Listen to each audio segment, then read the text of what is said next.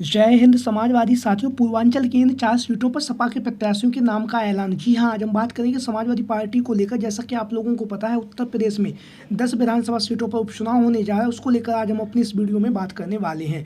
जैसा कि आप लोगों को पता है, लोकसभा का जो चुनाव है वो अब शांतिपूर्ण तरीके से संपन्न हो चुका है। जहाँ पर लोकसभा का चुनाव संपन्न हुआ है, वहीं पर समाजवादी पार्टी के मुखिया अखिलेश यादव जी ने एक बेहतरीन और उम्दा प्रदर्शन किया है। और कहीं ना कहीं अब देश भर की राजनीति में अखिलेश यादव जी की चर्चाएं हो रही हैं। वहीं पर सपा मुखिया अखिलेश यादव जी उत्तर प्रदेश में जो 10 विधानसभा सीटों पर उपचुनाव होने जा रहा है, उसकी तैयारियों में जुटे हुए हैं। उसके साथ ही साथ अखिलेश यादव जी लगातार समाजवादी पार्टी के विस्तार पर भी ध्यान दे रहे हैं। लगातार समाजवादी पार्टी के नेताओं कार्यकर्ताओं से मुलाकात कर रहे हैं।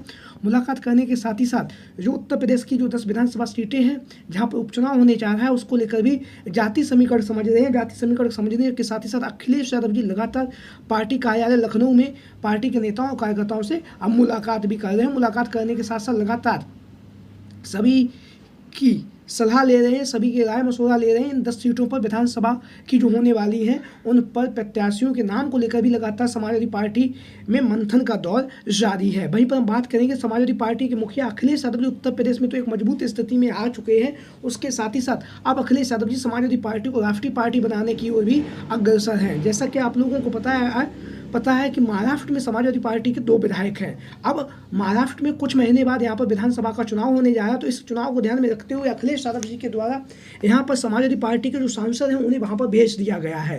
भेजने के साथ साथ लगातार अखिलेश यादव जी महाराष्ट्र की जो विधानसभा का चुनाव होने जा रहा है, वहाँ पर इंडिया गठबंधन के तहत कुछ सीटों पर अपने प्रत्याशियों को उतारने की भी मांग करेंगे। लगातार समाजवादी पार्टी के नेता कार्यकर्ता लगातार महाराष्ट्र में बने हुए हैं। वहीं पर महाराष्ट्र में जाकर उन्होंने उद्धव ठाकरे जी से भी मुलाकात की है। वहीं पर हम बात करेंगे उत्तर प्रदेश की 10 विधानसभा सीटों में जहां पर उपचुनाव होने जा रहा है, उसमें से हम बात करेंगे पूर्वांचल की आज 4 विधानसभा सीटों को लेकर।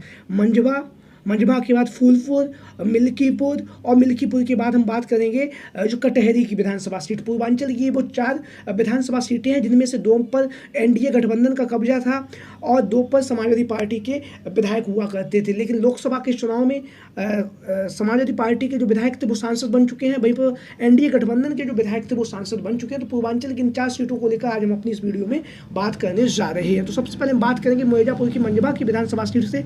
समाजवादी पार्टी की तरफ से अनेक दावेदार टिकट की दावेदारी पेश कर रहे हैं। इसी में से एक जो नाम चल रहा है वो रमेश चंद्र बिंद का नाम लगातार चर्चाओं में बना हुआ। रमेश चंद्र बिंद मिर्जापुर की जो लोकसभा सीट है वहाँ से चुनावी मैदान में उतर चुके हैं। हालांकि यह लोकसभा सीट पर जीत नहीं सके, लेकिन इन्होंने भारतीय जनता पार्टी और एनडीए गठबंधन के जो साथी थे उन्हें टक्कर दी है। तो कहीं ना कहीं मिर्जापुर की जो मंझवा की विधानसभा सीट है वहाँ से रमेश चंद्र बिंद की जो दावेदारी है वो मानी जा रही है। वहीं पर हम बात करेंगे मंझवा की सीट से राजेंद्र एस बिंद। जैसा कि आप लोग इन तस्वीरों के माध्यम से देख रहे हैं, राजेंद्र एस बिंद की भी दावेदारी मानी जा रही है, क्योंकि जो मंझवा की जो विधानसभा सीट है बिंद बहुल सीट है। तो ऐसी स्थिति में जाति समीकरण को साधने के अखिलेश यादव जी यहाँ से किसी बिंद को ही चुनावी मैदान में उतार सकते हैं। वहीं पर रमेश चंद्र बिंद पूर्व में अखिलेश यादव जी ने जो मिर्जापुर की लोकसभा सीट थी यहाँ से इंडिया गठबंधन और समाजवादी पार्टी का प्रत्याशी बनाया था, लेकिन अंतिम समय पर अखिलेश यादव जी ने इनका टिकट काट कर रमेश चंद्र बिंद को यहाँ से चुनावी मैदान में उतार दिया था। लेकिन अब जहाँ पर विधानसभा का उपचुनाव होने जा रहा है मंझवा की विधानसभा सीट से, तो एक बार पुनः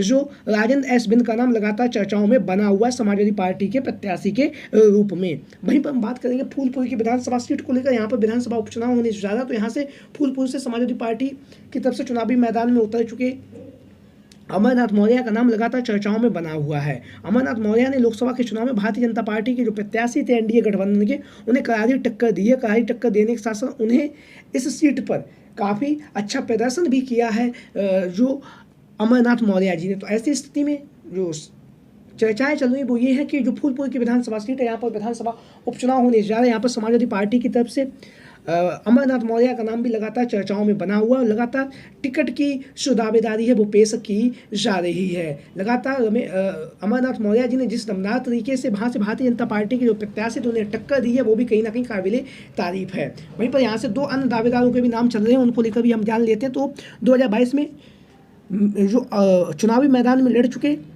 मुस्तफ़ा सिद्दीकी जी, जैसा कि आप लोग इन तस्वीरों के माध्यम से देख रहे हैं, फूलपुर की जो विधानसभा सीट है वहाँ से है चुनावी मैदान में उतर चुके हैं, लेकिन एक बार पुनः मुस्तफा सिद्दीकी का नाम यहाँ पर जब उपचुनाव होने जा रहा है तो वहाँ पर समाजवादी पार्टी के प्रत्याशी के रूप में चल रहा है। वहीं पर यहाँ से एक अन्य नाम भी लगातार चर्चाओं में बना हुआ है, वो है दूधनाथ पटेल जी। दूधनाथ पटेल का जो नाम है लगातार चर्चाओं में है। लगातार दूधनाथ पटेल जी जनमानस के बीच में पहुँच रहे हैं, जनता जनार्दन के बीच में पहुँचे, जनता की जो समस्याएं हैं उन समस्याओं को सुन रहे हैं, लगातार मजबूती के साथ अपनी टिकट की दावेदारी भी पेश कर रहे हैं दूधनाथ पटेल जी फूलपुर की जो विधानसभा सीट है वहाँ से। वहीं पर हम बात करेंगे अब कटहरी की विधानसभा सीट को लेकर। कटहरी की विधानसभा सीट जो अम्बेडकर नगर में आती है, यहाँ से समाजवादी पार्टी के प्रत्याशी के रूप में डॉक्टर छाया वर्मा का नाम लगातार चर्चाओं में बना हुआ है। डॉक्टर छाया वर्मा पूर्व में विधानसभा का चुनाव लड़ भी चुकी हैं, तो एक बार पुनः लालजी वर्मा जी की पुत्री है, तो ऐसी स्थिति में यहाँ से छाया वर्मा का नाम लगातार चर्चाओं में बना हुआ है। वहीं पर हम बात करेंगे कटहरी की विधानसभा सीट से 2012 में समाजवादी पार्टी से विधायक रह चुके शंकरलाल माझी का नाम भी लगातार चर्चाओं में बना हुआ है। शंकरलाल माझी लगातार जनसंपर्क कर रहे हैं, लोगों के बीच में पहुंच रहे हैं और मजबूती के साथ जो कटहरी की जो विधानसभा सीट है वहाँ से टिकट की दावेदारी भी पेश कर रहे हैं। जैसा कि आप लोग इन तस्वीरों के माध्यम से देख रहे हैं, धुआंधार तरीके से अपना चुनाव प्रचार कर रहे हैं। पूर्व में मंत्री भी रह चुके हैं। लगातार समाजवादी पार्टी से टिकट की दावेदारी कटहरी की विधानसभा सीट से शंकरलाल माझी जी कर रहे हैं। वहीं पर हम बात करेंगे एक अन्य नाम जो लगातार चर्चाओं में बना हुआ है, वो है भीम निषाद। भीम निषाद, जैसा कि आप लोगों को पता है, अखिलेश यादव जी ने इन्हें सुल्तानपुर से टिकट दिया था, लेकिन अंतिम समय पर इनका टिकट काट कर रामभुआल निषाद को दे दिया और रामभुआल निषाद वहाँ से जीत कर सदन में पहुँच भी चुके हैं। तो अब जो कटहरी की विधानसभा सीट है वहाँ से भीम निषाद जी का नाम लगातार चर्चाओं में बना हुआ है समाजवादी पार्टी के प्रत्याशी के रूप में। दावा ये भी किया जा रहा है कि सपा मुखिया अखिलेश यादव जी के द्वारा आश्वासन दिया गया है कि भीम निषाद को हम यहाँ से चुनावी मैदान में उतारेंगे कटहरी की विधानसभा सीट से।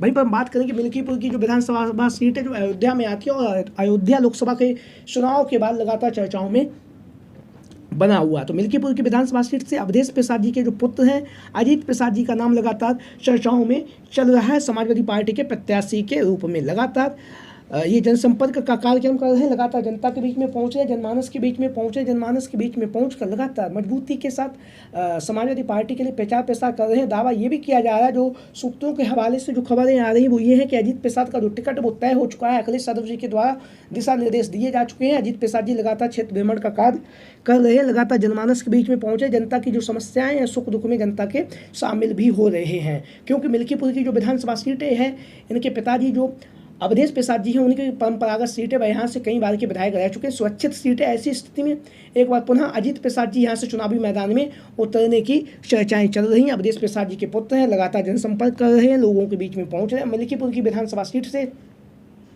समाजवादी पार्टी के प्रत्याशी के रूप में अजीत प्रसाद का जो टिकट है वो तय माना जा रहा है। हालांकि यहाँ से अनेक दावेदार टिकट की दावेदारी भी अपनी कर रहे हैं, लेकिन जाति समीकरण को साधते हुए यहाँ से अखिलेश यादव जी के द्वारा जो चर्चाओं में नाम बना हुआ है वो है अजीत प्रसाद का जो टिकट है लगभग तय माना जा रहा है। तो इन चारों सीटों पर जो संभावित दावेदारों के बारे में हमने आपको बताया है, इनको लेकर आप लोगों की क्या राय है, सभी साथी कमेंट बॉक्स के माध्यम से अपनी राय जरूर दें। इसके साथ ही साथ जो भी साथी चैनल पर आज पहली बार आए हैं वो चैनल को सब्सक्राइब करें, वीडियो को लाइक करें। वीडियो को अंत तक देखने के लिए आप सभी का बहुत बहुत धन्यवाद एवं आभार। जय हिंद, जय भारत, जय समाजवाद, जय Akhilesh mission 2024। Thank you for watching this video. जय हिंद, जय भारत, जय समाजवाद, जय